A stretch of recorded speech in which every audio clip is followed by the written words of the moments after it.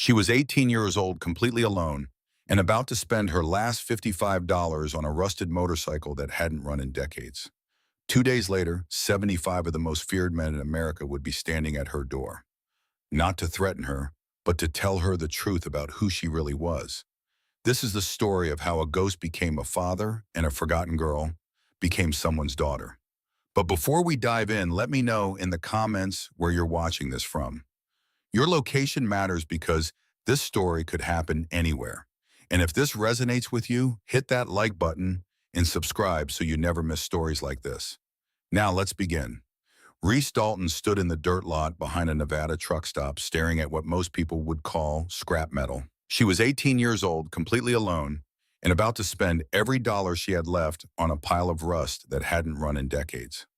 Reese Dalton stood in the dirt lot behind a Nevada truck stop staring at what most people would call scrap metal. The Harley Davidson lay on its side in the weeds frame caked in dust chrome, pitted with corrosion tires flat and cracked from years baking in the desert sun. The fuel tank had holes the size of quarters. The engine was seized. The exhaust pipes were so rusted they'd probably crumble if you touched them. $55. That's what the man wanted for it. $55, which happened to be the exact total of everything Reese owned in the world. She counted the bills again. 320s folded and refolded so many times they were soft as fabric. A 10 that had been taped together after it tore. 5 ones crumpled and stained. $55 in cash tucked into the front pocket of jeans she'd been wearing for 4 days straight because they were the only pair she owned that didn't have holes. The old man selling the bike stood 20 feet away, smoking a cigarette and watching her with the kind of indifference that comes from not caring whether something sells or stays buried in the yard forever. He had oil-stained hands and a face mapped with deep lines, the kind earned from decades of sun and cigarettes and not much else. His name wasn't important. She hadn't asked. He hadn't offered. This was Nevada, middle of nowhere, the kind of place where the highway stretched in both directions until it blurred into heat shimmer, where gas stations appeared every 50 miles if you were lucky, where people didn't ask questions because they didn't want to answer any themselves. Reese had been on the road for 11 days, sleeping in her car when she had gas money, sleeping in rest area bathrooms when she didn't, working odd jobs for cash, washing dishes at truck stops, cleaning motel rooms, taking whatever work she could find that didn't require an ID, didn't require references, didn't require her to explain why an 18-year-old girl was alone, with no family, no home, no forwarding address. The system had spit her out 3 weeks after her birthday. Aged out, they called it. Like she was milk past the expiration date. Like 18 was some magic number where suddenly you were supposed to know how to survive, supposed to have a plan, supposed to have somewhere to go. She'd been shuffled through 7 foster homes in 4 years. Some were indifferent. Some were worse. None of them had been home. The last family kept her just long enough to collect the final check, then handed her a garbage bag with her belongings and told her good luck. Good luck, as if luck had anything to do with it. The social workers stopped returning her calls. The case file was closed. She was a statistic, now another kid who'd passed through the system and come out the other side with nothing but a duffel bag and the kind of hollow eyes that said she'd learned early not to expect much from anyone. But there was one thing that made her feel alive, one thing that cut through the numbness. The sound of motorcycles on the highway, that deep, thunderous rumble that vibrated in your chest, that raw mechanical heartbeat that said freedom, movement, escape. Every time she'd hear one pass, she'd stop whatever she was doing and just listen. Watch them disappear down the road. Wonder what it felt like to ride something that powerful, to have that much control, to be able to go anywhere, leave everything behind, never look back. She didn't know anything about bikes, couldn't tell you the difference between a Harley and a Honda, didn't know what a carburetor was or how an engine worked or what half the parts were called, but she knew what they represented. And when she'd seen the handwritten sign taped to the community board outside the truck stop, Harley for sale, cheap, she'd walk straight to the address scrawled beneath it without thinking twice. Now she stood here looking at what was probably a terrible decision, trying to convince herself it was anything else. The old man flicked his cigarette into the dirt and walked over. He moved slowly like his joints hurt. You gonna buy it or just stare at it? His voice was rough, worn down, the voice of someone who'd stopped caring about niceties a long time ago. Reese looked at the bike again, then at the money in her hand, then back at the bike. It run? No. Engine seized? Yep. Tank's got holes. I can see that. Then why are you selling it for 55 bucks instead of taking it to scrap? The old man studied her for a long moment. His eyes were pale blue, faded like old denim. Because scrap pays by weight, and I'm too old to load it onto a truck. You want it or not? Reese didn't answer right away. She walked closer, crouched down beside the bike, ran her hand along the frame. The metal was rough beneath her palm, textured with rust and dirt and years of neglect. But underneath all that, she could see the shape of something that had once been cared for. The welds were clean, the frame had good lines, and there was something about it, something she couldn't name that felt like it was waiting, like it had been waiting a long time. How long's it been sitting here? Long enough. Where'd you get it? The old man shifted his weight, looked away. Estate sale, 5, 6 years back. Don't died, fix it up. Never got around to it. Reese stood, pulled the bills from her pocket, counted them one more time, even though she already knew the total. This was stupid. This was everything she had. If she bought this, she'd have nothing left. No money for food, no money for gas, no safety net at all. But when had she ever had a safety net? She held out the cash. Deal. The old man took the money without ceremony, folded it once and shoved it in his shirt pocket. I'll help you load it. They dragged the Harley onto a rusted trailer the old man had sitting behind his shed. The bike was heavier than it looked. Dead weight. Reese's arms burned by the time they got it secured with frayed rope that probably wouldn't hold if she hit a bump too hard. She was turning to leave when the old man spoke again. Some bikes carry more weight than metal. Reese stopped, looked back at him. What? He was staring at the Harley, not at her. His expression was unreadable. Just something to remember. She waited for him to explain. He didn't, just turned and walked back toward his house, the screen door slamming behind him. Reese stood there for another moment, those words echoing in her head. Some bikes carry more weight than metal. She didn't know what that meant, didn't have the energy to figure it out. She got in her car, a 1998 Honda Civic with 200,000 miles and a passenger door that didn't open from the outside, and drove back to the garage she'd been renting by the week. $40 a month, concrete floor, single bulb hanging from the ceiling. No heat, no running water, but it had a roof and a door that locked, and that was more than she'd had in some places. She unloaded the bike herself. It took an hour and left her hands bleeding from rope burn and her back screaming. But she got it inside, got it upright, stood by and looked at what she'd done. Bought a motorcycle she couldn't ride with money she couldn't afford to spend. Perfect. But as she stood there in the dim light of that garage, staring at the Harley, she felt something she hadn't felt in a long time. Purpose. This was hers, truly hers, not borrowed, not temporary, not something the state could take away or a foster family could throw out when they were done with her. Hers. She grabbed a rag from the corner and started wiping away the grime. The fuel tank was in bad shape. Rust had eaten through in multiple places. The paint was so faded she could barely make out what color it had been originally. Black maybe, or dark blue. Hard to tell under all the corrosion. She worked slowly, methodically, removing years of dirt and neglect. The rag turned brown, then black. She switched to a wire brush for the stubborn spots. Kept working even as the light outside faded and the garage grew dark except for the single bulb overhead. And then she found it. Engraved into the metal of the fuel tank hidden beneath the rust.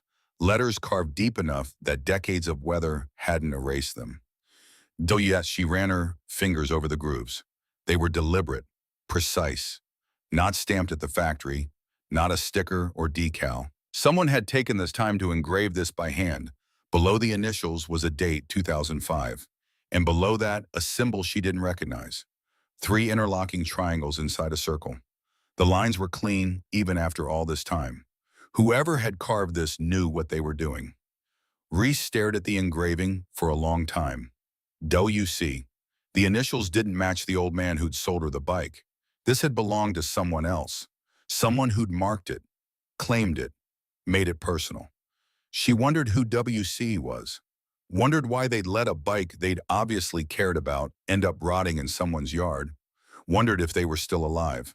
That night, lying on the sleeping bag she'd spread on the garage floor because she couldn't afford both rent and a motel, Reese pulled out her phone. The screen was cracked. The battery barely held a charge. But it still worked. She opened a browser and searched Harley-Davidson 2005 owner forums. Dozens of results. She clicked on the most active one, created an account, posted a photo of the engraved fuel tank along with a simple message, "Found this on a bike I just bought. Trying to locate parts for a 2005 Harley." Anyone know where these initials might lead? Any help appreciated.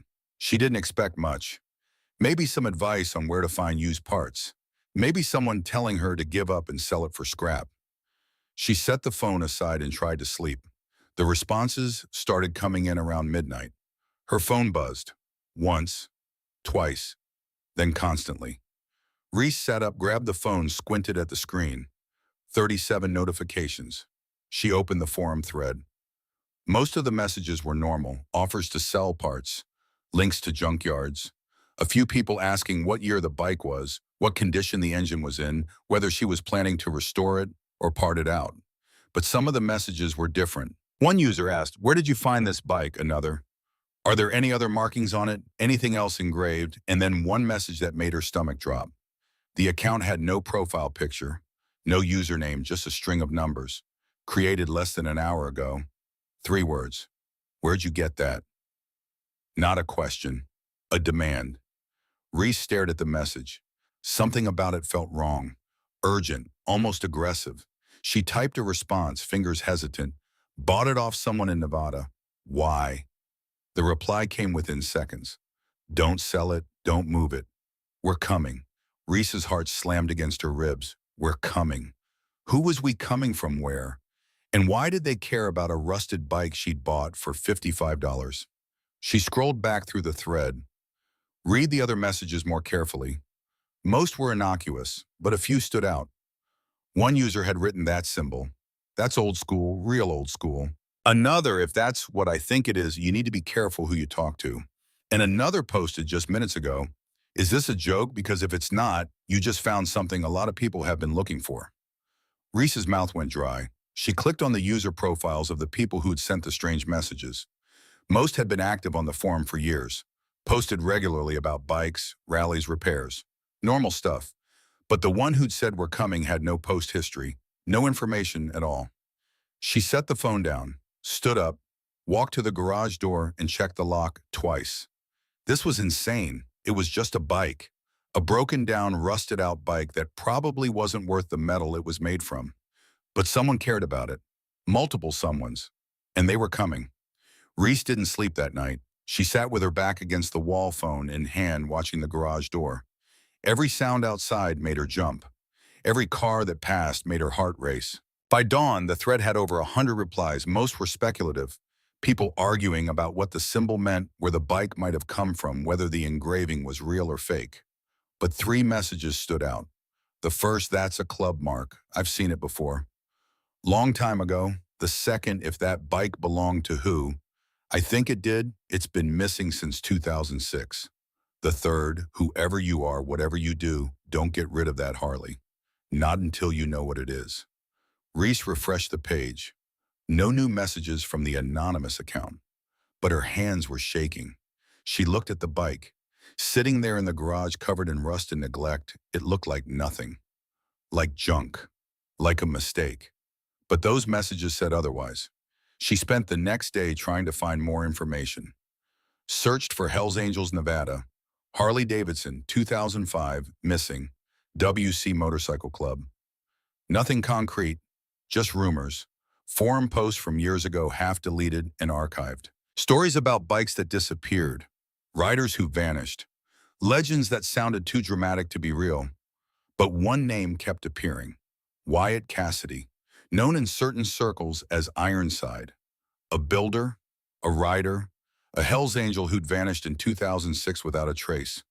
No funeral, no farewell run, just gone. And according to every source she could find, the last bike he'd ever built was a Harley with hand-engraved details. A bike he'd been seen with days before he disappeared. A bike that until now no one had seen since. Reese read the stories 3 times. Each one said the same thing. Wyatt Cassidy had loved that bike more than anything, built it from the frame up, engraved it himself late at night in his garage, poured everything he had into making it perfect.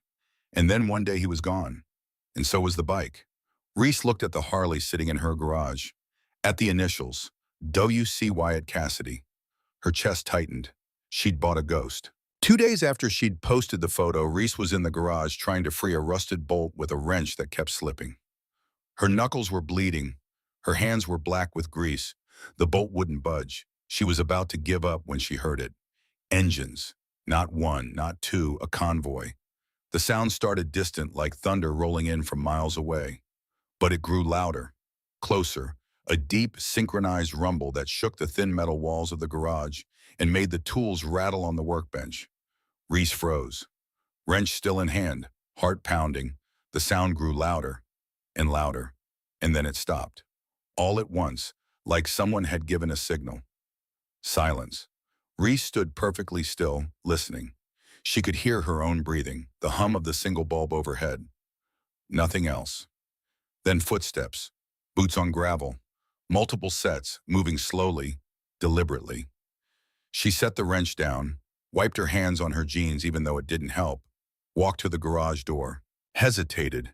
Her hand hovered over the lock. Every instinct screamed at her not to open it, to stay inside, to pretend she wasn't there. But whoever was out there already knew she was here. She unlocked the door, pulled it open, and froze. Motorcycles lined both sides of the narrow street, Harley-Davidsons mostly, clean chrome glinting in the late afternoon sun, paint jobs that probably cost more than her car was worth, engines still ticking as they cooled. And standing beside them, arms crossed, faces unreadable, were men in leather vests. Reese counted 10, 20, 30. She stopped counting at 50, 75 of them, maybe more, all wearing the same patch on their backs. Hell's Angels, all of them silent, all of them watching her. At the front of the line stood a man in his 60s, gray beard streaked with white, calm eyes, the kind of stillness that comes from decades of not needing to prove anything. He wore a vest covered in patches, pins marks that told a story she couldn't read. He didn't look angry, didn't look threatening. He looked like he'd been waiting a very long time for this moment. Reese's throat was dry. She tried to speak. Nothing came out. The man took a step forward, just one, boots crunching on gravel. "You Reese Dalton." His voice was steady, not loud, but it carried. She nodded, didn't trust her voice yet. "My name's Huck Brennan, chapter president."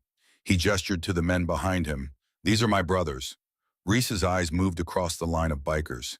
75 faces, some young, some old, all of them watching her with an intensity that made her skin prickle.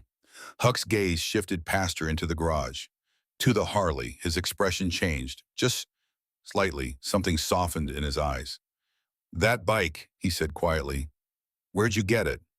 Reese found her voice. "Bought it from a guy in Nevada 2 days ago.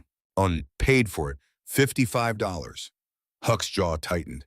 He looked at the bike for a long moment, then back at her. "Did he leave you anything else?" "What? The man who sold it to you? Did he give you anything else? Papers, a box, anything?" Reese shook her head. "No, just the bike. I didn't even know it had been sitting there. He said he got it at an estate sale years ago." Huck nodded slowly. He reached into his vest pocket and pulled out something small, held it up. A photograph, old, faded, the edges worn soft. He handed it to her. Reese took it with shaking hands. The photo showed a man in his 30s standing beside a Harley-Davidson. The same Harley that was sitting in her garage right now, except it was clean. Perfect. The chrome gleaming, the paint flawless. The man had dark hair, strong jaw. He wasn't smiling, but there was something in his eyes. Pride, maybe, or love. And in his arms he was holding a baby, a tiny infant wrapped in a white blanket. Eyes closed, peaceful. Reese stared at the photo. Her hands were trembling so hard she almost dropped it. "Who is this?" Huck's voice was soft now, softer than she'd heard from any of them. "His name was Wyatt Cassidy. We called him Ironside. He was a brother, one of the best men I ever knew." He paused, looked at her carefully. That bike belonged to him. He built it with his own hands. Every piece, every detail, engraved it himself. Reese couldn't take her eyes off the photo, the baby, the man. What happened to him? He disappeared 18 years ago, 2006. Never came home, never said goodbye. Just gone. Huck stepped closer, not threatening, just close enough that she could see his eyes clearly.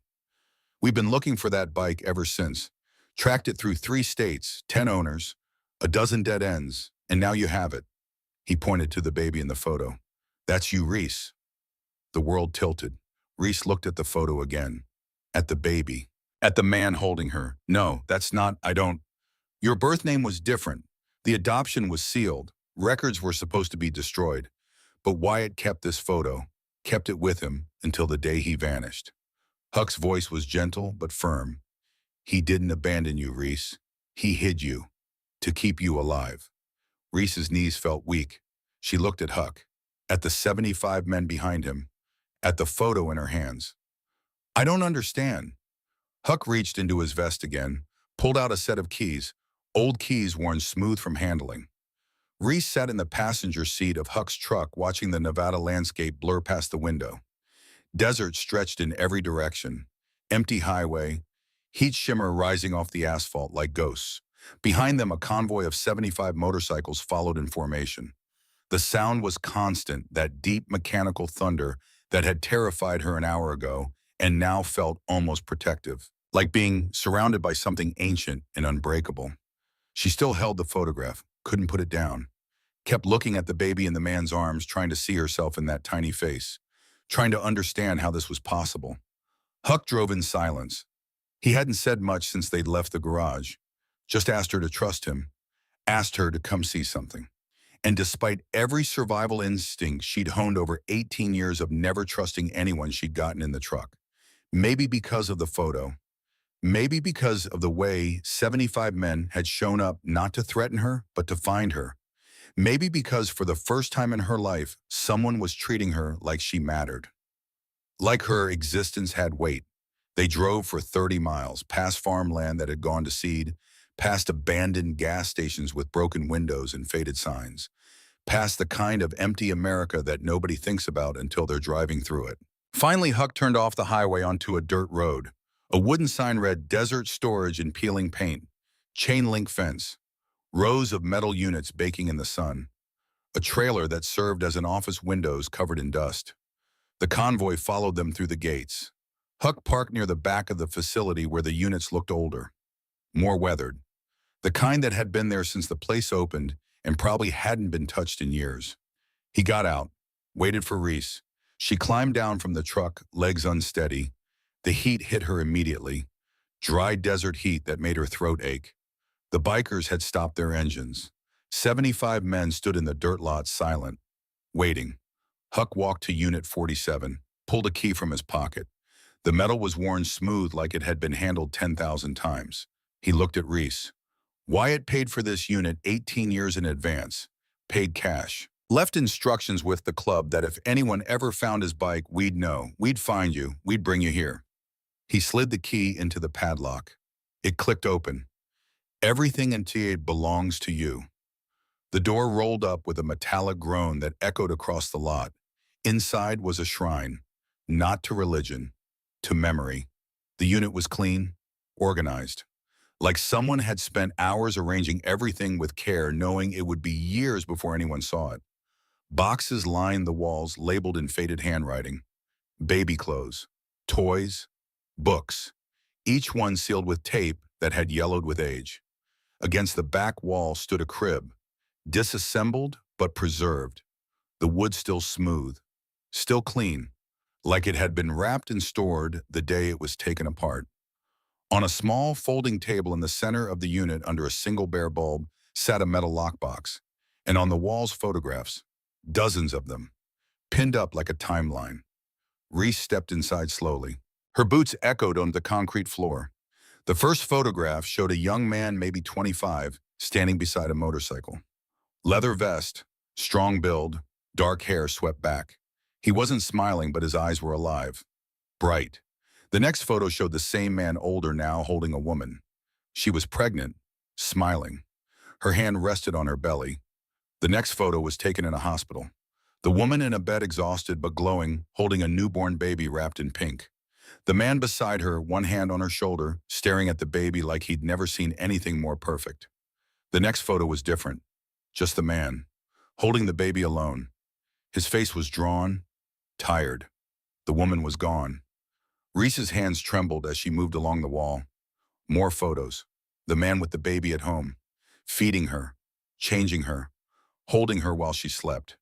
Every image showed the same thing, a man trying desperately to be enough for a child who'd lost her mother before she could even know her. And then the photos stopped. The last one showed the man standing beside the Harley, holding the baby in one arm. He was looking at the camera, but his expression was different now. Resolved, like he'd made a decision that was breaking him. Below the photo, written in marker on the wall, March 2006, the last ride. Reese stared at the words. Her chest felt tight, like she couldn't get enough air. Huck stood in the doorway, backlit by the desert sun. Her name was Miranda, your mother. She died 2 days after you were born. Complications. Internal bleeding. The doctors did everything they could. His voice was quiet, respectful. Wyatt tried to raise you himself, tried to make it work. But the life he'd lived, the enemies he'd made, the things he couldn't undo, it wasn't safe. There were people looking for him and people who would have used you to get to him. Reese turned to face him. What people? Huck's jaw tightened. Wyatt had a past, we all do. But his was complicated. He'd crossed lines, made choices, hurt people who don't forgive. And those people don't care about children, don't care about innocence. They would have taken you just to make him suffer. He stepped inside, walked to the lockbox on the table. So he made the hardest choice a man can make. He gave you up, put you in the system, sealed the adoption so no one could trace you back to him, and then he disappeared. Huck opened the lockbox. Inside were letters, dozens of them, all addressed to Emma, written in the same handwriting. Unopened. He wrote to you every month for 6 months. Never sent them, couldn't risk it, but he wrote them anyway. Beneath the letters was a cassette tape. The label was faded but still legible for when she's old enough. Huck lifted the tape carefully, held it like it was made of glass.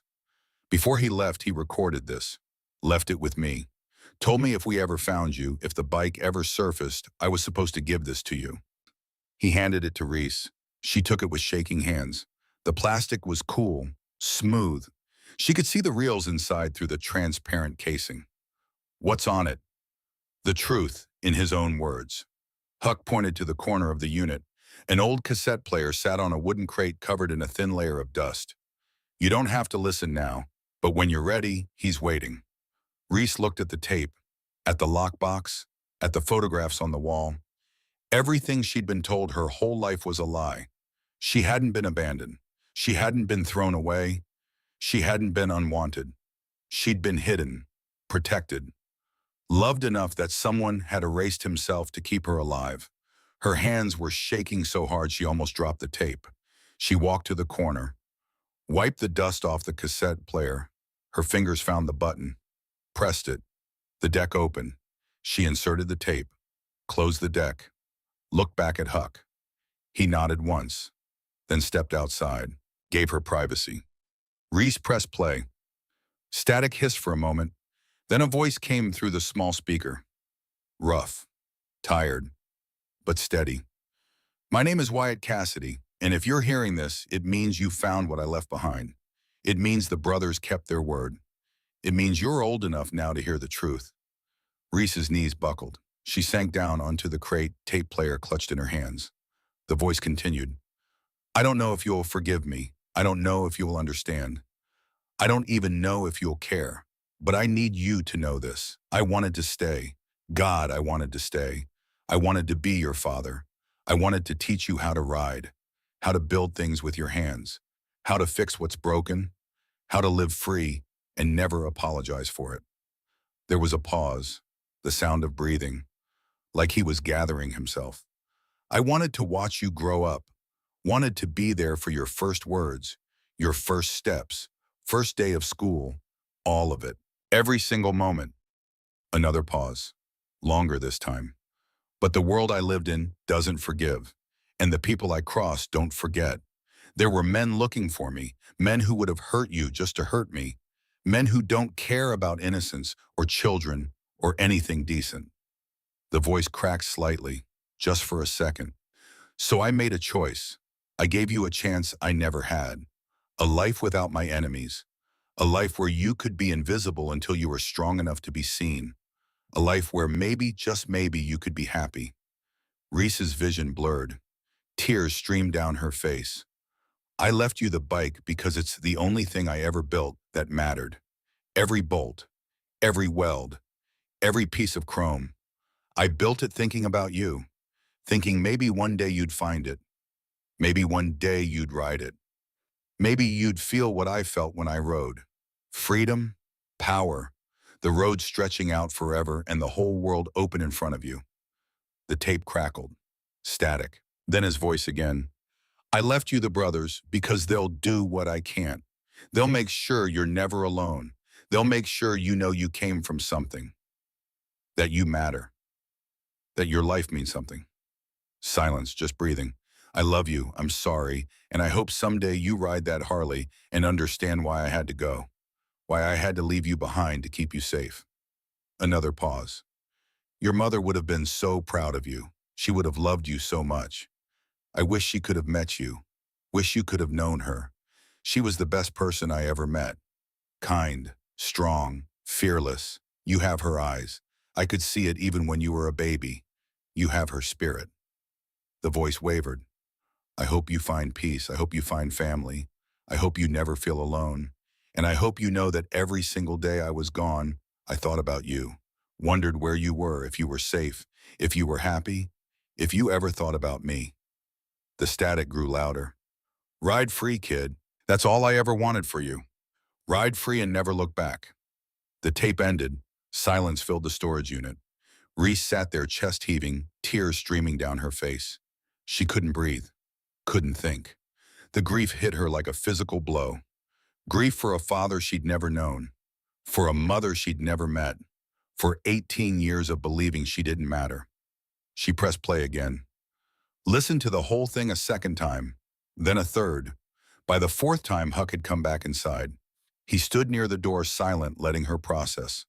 When the tape finally clicked off for the fourth time, Reese looked at him. What happened to him, Oye? Huck's expression was carefully neutral. We don't know. He disappeared in March 2006, told me he was going to handle something, told me to keep the key to this unit, told me to watch for the bike, and then he was gone. You never found him. No body, no trace, nothing. Do you think he's alive? Huck was quiet for a long moment. No, I think he made sure those men couldn't find you. And I think it cost him everything. Reese looked back at the photographs on the wall, at the crib, at the boxes of things her father had saved for a daughter he'd never see grow up. Why didn't he just run, take me and disappear? Because they would have followed, and eventually they would have found him, found you. Running just delays the inevitable. He wanted you to have a real life, not a life spent looking over your shoulder. Reese stood, walked to the lockbox, picked up one of the letters. The envelope was yellowed. The ink faded, addressed to Emma in careful handwriting. She opened it. The letter inside was 3 pages long, written on lined paper. Every word deliberate. It started, Dear Emma, you're 3 months old today. I watched you sleep this morning and realized I don't know how to do this. I don't know how to be enough for you, but I'm trying. God, I'm trying.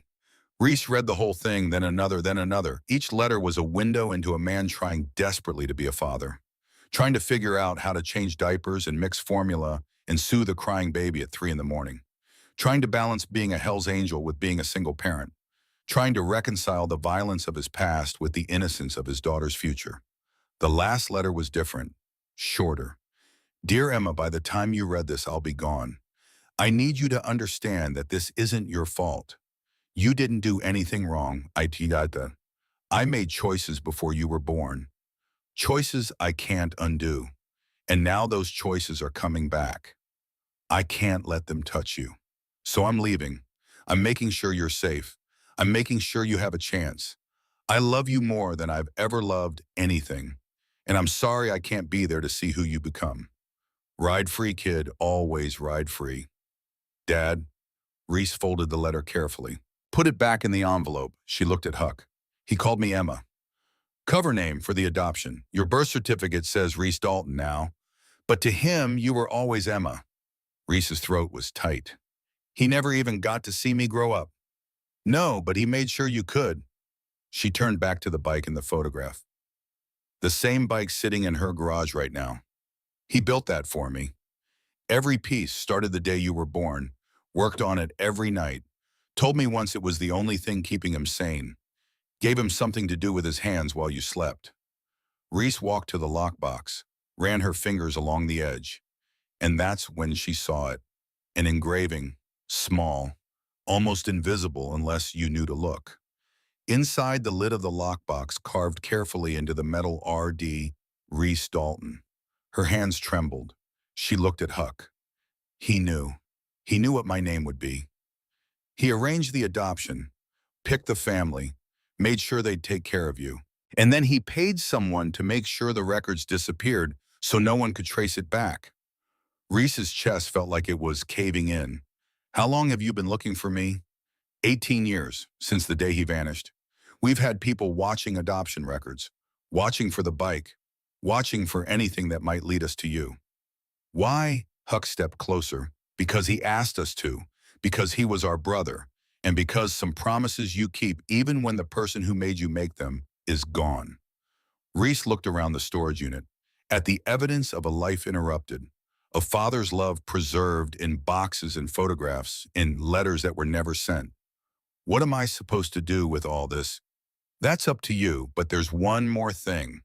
Huck walked to the back corner of the unit, pulled a tarp off something Reese hadn't noticed. Underneath was a toolbox, red metal, worn but well-maintained. He opened it. Inside were tools, wrenches, sockets, screwdrivers, everything organized perfectly. And beneath the top tray wrapped in oilcloth was something else. Huck lifted it carefully, unwrapped it. A leather vest, worn, softened by years of use, covered in patches. Wyatt's vest. Huck held it up. He wanted you to have this, wanted you to know where you came from. Reese stared at the vest, her father's vest, the thing he'd worn when he rode, when he built, when he lived. I can't take that. You can, and you will, because it's yours. Huck laid the vest across the toolbox. Then he reached into the bottom of the wash and pulled out one more thing, a photograph, different from the others. This one was recent, not from 2006. It showed a little girl, maybe 5 years old, blonde hair, bright eyes, playing in a park. Reese's heart stopped. What is this? Huck's voice was soft. Wyatt didn't just disappear. He watched you, from a distance, made sure you were safe, made sure the families you were placed with were decent. And when they weren't, he made calls, got you moved, never close enough that you'd see him, but close enough that he could protect you. He pointed to the photo. That's you, age 5, foster family number 3, park in Henderson. Reese's hands shook as she took the photo. She remembered that park, remembered that day, remembered feeling like someone was watching her, but when she looked, no one was there. He was there. He was always there, every placement, every move, every birthday. He couldn't be your father, but he never stopped protecting you. Tears streamed down Reese's face. She sank to the floor, the photograph clutched in her hands. 18 years. 18 years of thinking she was alone, thinking no one cared, thinking she was a mistake. And all that time he'd been there, watching, protecting, loving her from a distance. Huck knelt beside her and put a hand on her shoulder. You were never abandoned, Reese. You were hidden. There's a difference. She looked up at him. Where are the other photos? Bottom of the box, 47 of them. One for every time he saw you. Birth to age 15. After that, the trail goes cold. We think that's when whoever was hunting him finally caught up. Reese pulled the photos from the box, spread them out on the concrete floor, her entire childhood. documented by a ghost, first day of kindergarten, sixth birthday party, middle school graduation, each photo taken from a distance, each one proof that someone had cared. She picked up one from when she was 12, standing outside a group home, looking lost. She remembered that day, remembered feeling like the world had forgotten her. But he'd been there, watching, making sure she was safe. Why didn't he ever approach me? Because the moment he did, everyone hunting him would know where you were, and you'd both be dead within a week. Reese looked at the vest, at the tools, at the evidence of a man who'd sacrificed everything for a daughter he could never claim. What do I do now? Huck stood, offered her his hand, pulling her to her feet. Now you learn who you are, where you came from, and you decide what that means. He picked up the vest, held it out to her. The brothers are outside. They're here because Wyatt asked them to be. Asked us to find you, asked us to make sure you knew the truth, asked us to give you a choice. What choice? Whether you want to be part of this, part of us, or whether you take what's yours and walk away. Either way, we'll respect it. But if you want to learn, if you want to understand who your father was, if you want to finish what he started, we're here. Reese took the vest. The leather was soft, warm. It smelled like oil and road dust and decades of living. She slipped it on. It fit perfectly. Huck smiled. First time she'd seen him smile. He would have been proud. What now? Now we teach you to ride. Me with us. There's something you need to see. The garage became a different place after that day. Reese returned to find the Harley exactly where she'd left it. Rusted, broken, silent. But now when she looked at it, she didn't see junk. She saw her father's hands.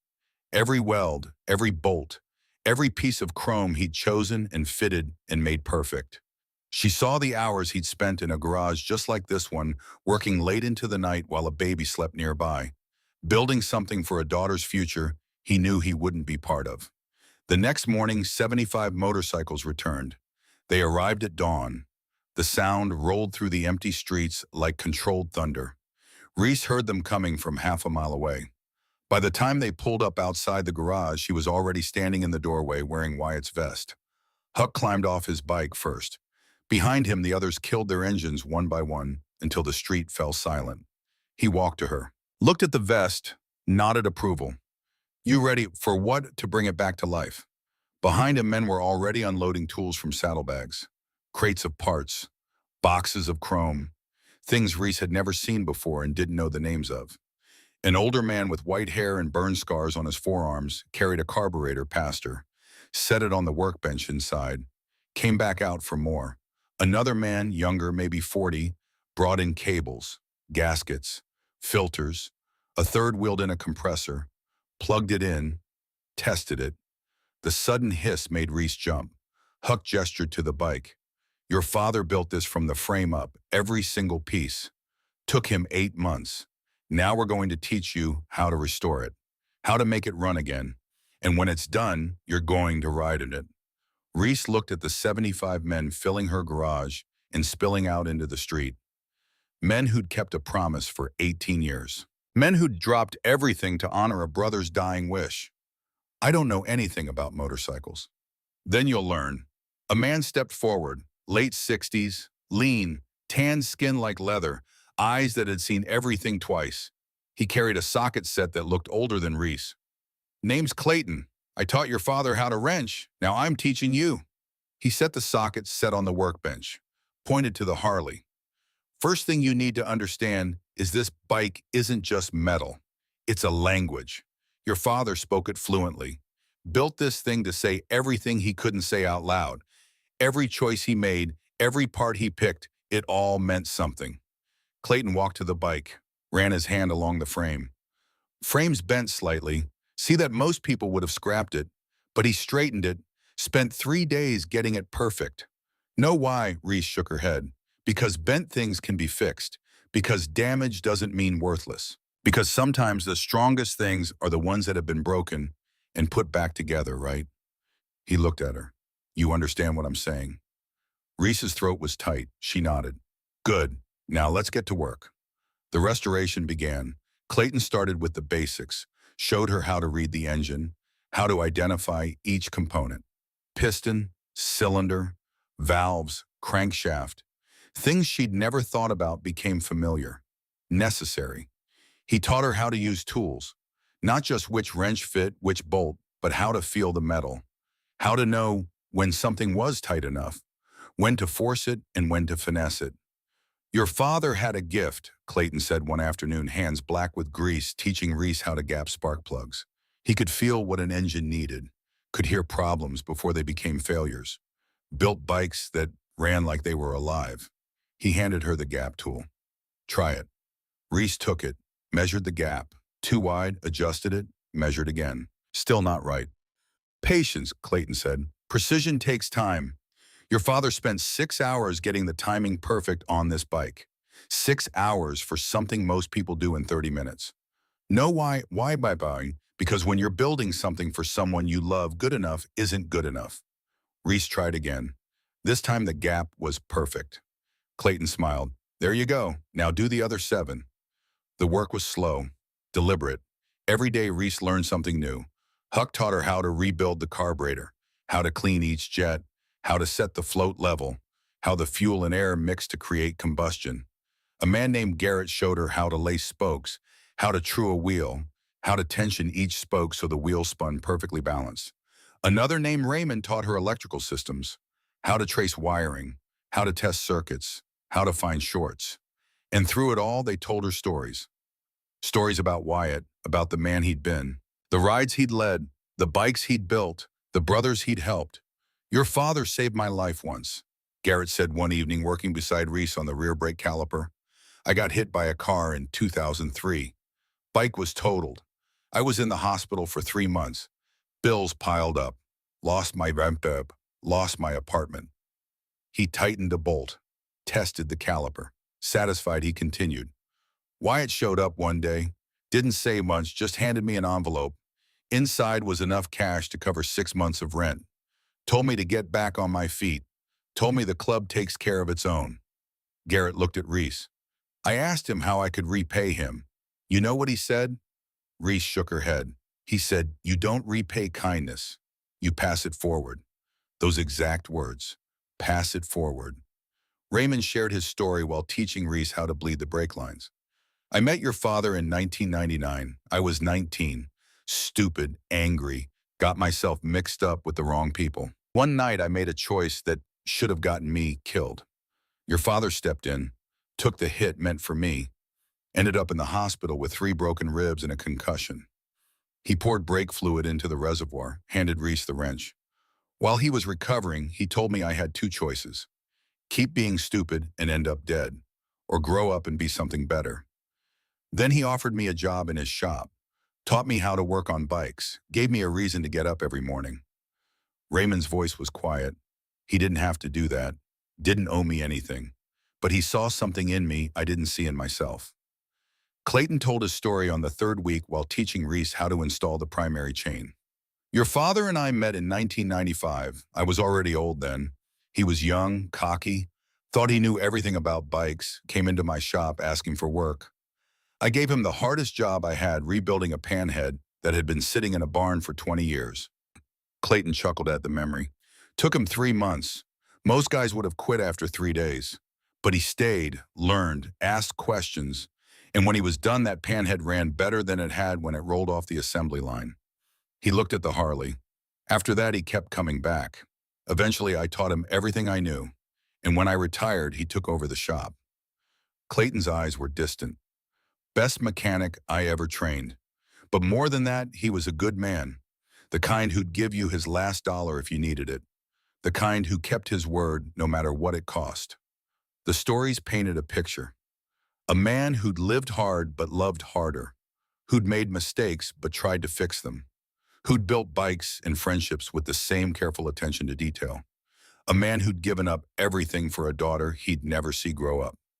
3 weeks into the restoration, Reese was alone in the garage late one night. The others had left hours ago, but she couldn't stop working. Didn't want to stop. She was cleaning the fuel tank. The rust was stubborn. She'd been scrubbing for an hour, hands raw, when she noticed something. A seam, almost invisible. hidden under years of corrosion. She worked carefully removing the rust around the seam, found the edge, pried gently. A panel popped open. Hidden compartment. Inside was a photograph, wrapped in plastic to protect it from moisture and time. Reese pulled it out with shaking hands, unwrapped it. The photo showed a little girl, maybe 6 months old, sitting in a bouncer, smiling at the camera with a toothless grin. On the back, written in faded ink, Emma. 6 months. First smile. I was there, but you didn't see me. I'll always be there. Love, Dad. Reese's vision blurred. She pressed the photo to her chest and cried. He'd hidden this in the bike, sealed it away like a secret, proof that he'd been there, that he'd seen her smile, that he'd loved her. The next morning, she showed Huck the photo. He held it carefully, read the inscription, handed it back without a word. But his eyes said everything. By the end of week 4, the Harley was transformed. The frame had been straightened and powder-coated. The tank repaired and painted, deep blue, almost black. The chrome replaced. Every bolt cleaned or replaced. Every cable new. Every gasket fresh. The engine had been completely rebuilt. Bored, honed, new pistons, new rings, timed perfectly. It looked like the bike in the photograph from 2006, the bike Wyatt had built with his own hands. Clayton stood back, arms crossed, examining their work. It's ready. Reese looked at him. Ready for what? To see if it runs.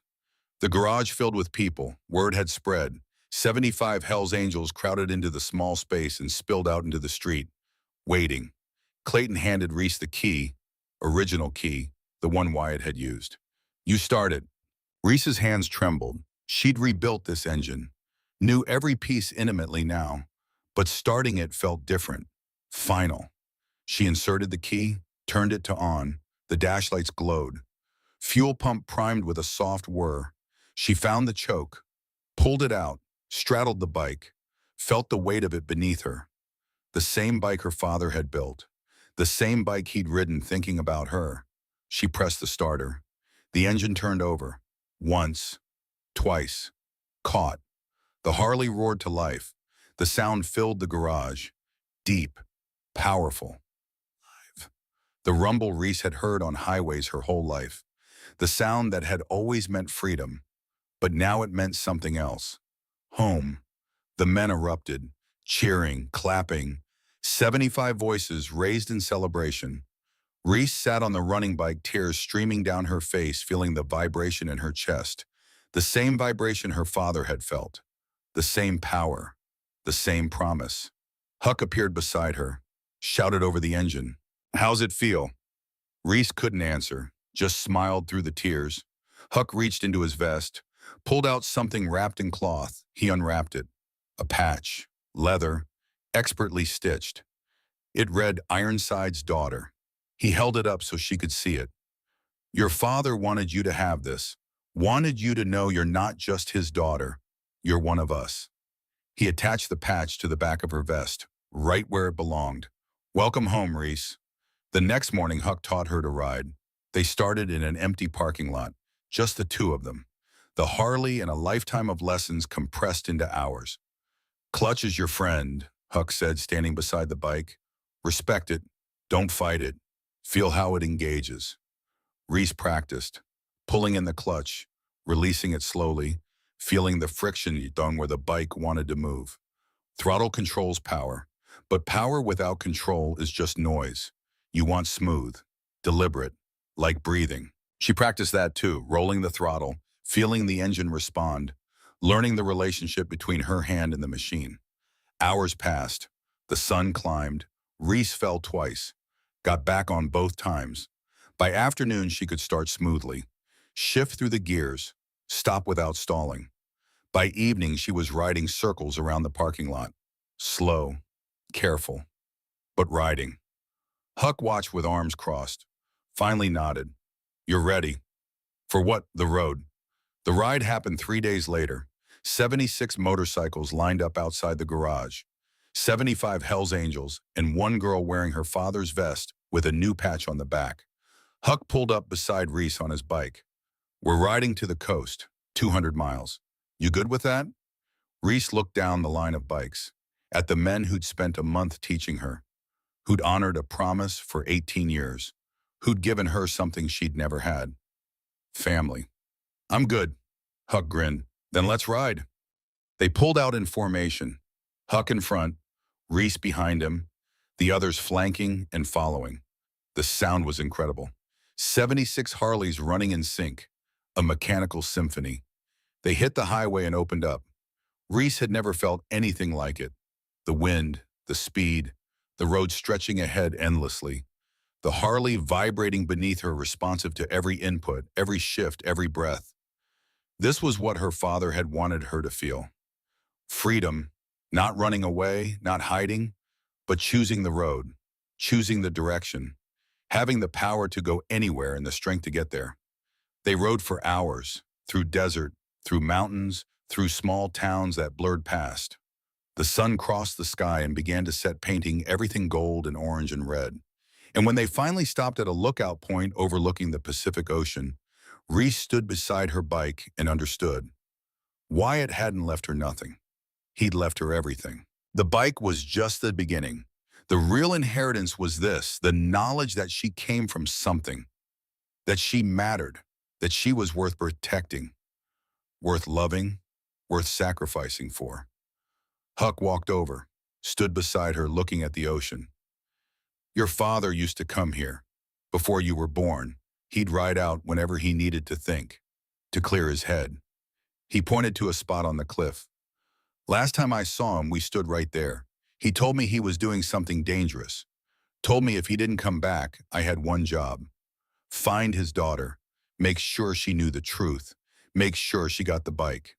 Huck's voice was thick. I told him he was being dramatic. Told him he'd be fine, but he knew. He knew he wasn't coming back. And he made me promise anyway. Reese looked at him. Thank you for keeping that promise. It wasn't a burden, it was an honor. They stood in silence, watching the sun sink into the ocean. Finally, Huck spoke again. What are you going to do now? Reese thought about it. About the 18 years she'd spent invisible. About the months she'd spent learning who her father was. About the choice she had to make. I'm going to pass it forward. 6 months later, Reese was at a gas station in Arizona. She'd been riding, exploring, learning the roads, learning herself. The Harley ran perfectly. Every mile was a conversation with the father she'd never met. She pulled in to fuel up. The sun was setting, the desert stretched in every direction, painted in shades of amber and shadow. That's when she saw her, a girl, maybe 17, sitting on the curb near the gas station entrance, duffel bag at her feet, counting coins in her palm, trying to figure out if she had enough for something to eat. Hair unwashed, clothes rumpled, eyes hollow. The look Reese recognized immediately. The look of someone the system had chewed up and spit out. The look of someone who'd learned not to ask for help because help never came. Reese finished fueling, walked over. The girl looked up, suspicious, scared. Ready to run, Reese crouched down, kept her distance, kept her voice soft. You need a place to stay. The girl's eyes widened. What? Food, somewhere to sleep tonight. The suspicion deepened. Why? Because I've been where you are and someone helped me when I needed it. Now I'm helping you. The girl stared at her, at the vest, at the bike behind Reese. I don't have any money. I'm not asking for money. Reese stood, offered her hand. Come on, let's get you something to eat. Then we'll figure out the rest. The girl hesitated. Every instinct probably screamed not to trust anyone. But finally, slowly, she took Reese's hand. Reese pulled her to her feet. What's your name, Brianna? I'm Reese. Nice to meet you, Brianna. They went to a diner down the road. Reese ordered food. Didn't ask questions. Just listened while Brianna talked. About foster care. About aging out. About having nowhere to go. The same story, different face. When Brianna finally asked why Reese was doing this, Reese told her the truth. My father taught me something before he died. He said you don't repay kindness, you pass it forward. So that's what I'm doing. She reached into her vest, pulled out a card, handwritten, a phone number and an address. This is a place that helps kids who've aged out of the system. They'll give you a room, help you find work, get you on your feet, tell them I sent you. They'll take care of you. Brianna took the card with shaking hands. Why are you helping me? Because nobody should feel invisible. Because everyone deserves a chance. Because that's what family does. Brianna's eyes filled with tears. I don't have a family. Reese smiled. Yes, you do. You just haven't met them yet. 3 months later, Reese opened a garage. Not a big one. Just a small shop on the edge of town. But it had space for bikes, space for tools, space for people who needed to learn. She called it Ironsides. The first project was a rusted Honda, brought in by a kid from foster care. 16 years old, angry, lost, looking for something to fix because he couldn't fix himself. Reese handed him a wrench. Let's get to work. Within a year, the garage became a refuge. Kids came, learned, built, some stayed, some moved on. But all of them left knowing they'd been seen, that they mattered. Reese taught them the same way she'd been taught, with patience, with stories, with the understanding that sometimes fixing a bike is really about fixing yourself. And every time she started a new project, every time she handed a wrench to a kid who thought they were worthless, she thought about Wyatt, about the father who'd loved her enough to disappear, who'd built her a bike to say everything he couldn't say in person, who'd trusted 75 men to find her and give her the truth. The legacy wasn't the Harley. The Harley was just metal, just a tool.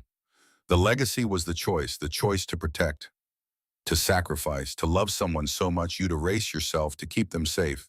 And now Reese was making that same choice, not by disappearing, but by showing up, by refusing to let anyone else feel forgotten.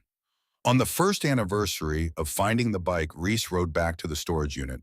Unit 47 was still there, still filled with boxes and photographs and evidence of a father's love.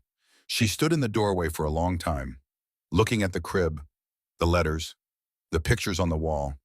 Finally, she walked to the back corner, pulled out a small tool, crouched beside the metal wall, and carefully, deliberately, she carved something into the surface.